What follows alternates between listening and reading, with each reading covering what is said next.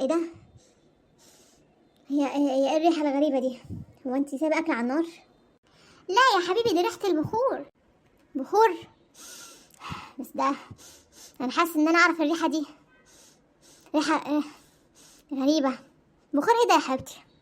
اللي تجيب بنطلونك. ما هو انا وانا بفتش البنطلون بتاعك علشان يعني اغسله، لقيت حتة بخور كده، رحت مطلعاه وحرقته علشان يعني يضيع ريحة الطبيخ من الشقة.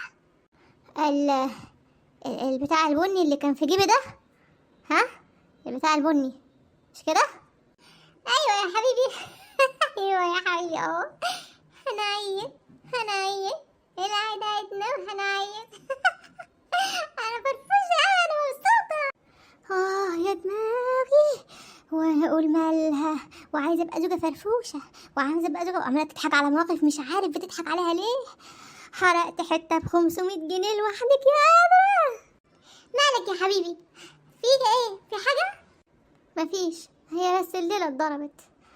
خليكي يا حبيبتي فرفوشة، خليكي. بقولك ايه، انت ما تطلعيش بره، ها؟ خليكي هنا، ما اشوفكيش مع حد لغاية لما تخلصي العيد اللي انت عايشة فيه ده، عشان انت كده قدامك يعني مش اقل من 5 ساعات. 5 ساعات ما اشوفكيش بره باب الشقة عشان الفضايح. يا فلوسي يا فلوسي.